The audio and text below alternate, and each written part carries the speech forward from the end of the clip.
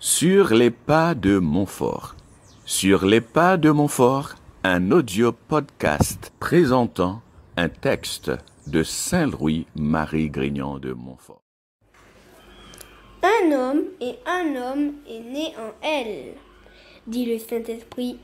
Homo et homo natus est idnea. Selon l'explication de quelques pères, le premier homme qui est né en Marie est l'homme-dieu.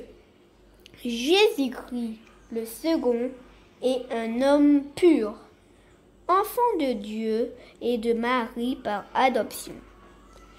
Si Jésus-Christ, le chef des hommes, est né en elle, les prédestinés qui sont les membres de ce chef doivent aussi naître en elle par une suite nécessaire.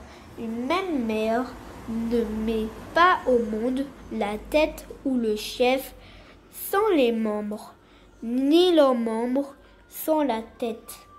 Autrement, ce serait un montre de la nature. De même, dans l'ordre de la grâce, le chef et le membre naissent d'une même mère. Et si un membre du corps mystique de Jésus-Christ, c'est-à-dire un prédestiné, naissait d'une autre mère que Marie qui a produit le chef, ce ne serait pas un prédestiné, ni un membre de Jésus-Christ, mais un monstre dans l'ordre de la grâce. De plus, Jésus-Christ étant à présent autant que jamais le fruit de Marie, comme le ciel et la terre lui répètent 1000 et 1000 fois tous les jours, et béni est le fruit de votre ventre, Jésus. Il est certain que Jésus-Christ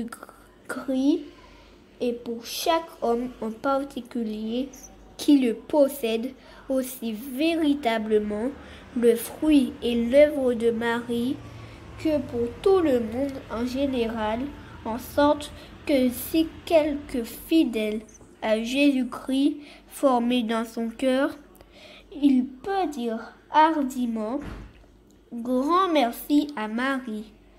Ce que je possède est son effet et son fruit. Et sans elle, je ne l'aurais pas. Et on peut lui appliquer plus véritablement que saint Paul ne se les applique pas ces paroles.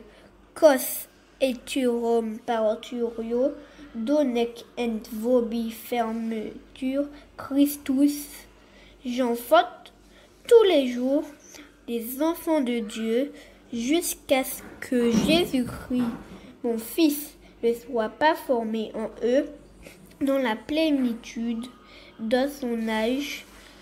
Saint Augustin, se surpassant soi-même et tout ce que je viens de dire, dit que tous les prédestinés pour être conformes à l'image du Fils de Dieu sont en ce monde cachés dans le sein de la très sainte Vierge, où ils sont gardés, nourris, entretenus et agrandis par cette bonne mère jusqu'à ce qu'elle ne les enfante à la gloire après la mort qui est proprement le jour de leur naissance, comme l'Église, la mort des justes, au mystère de grâce inconnu, au reprouvé et peu connu des prédestinés.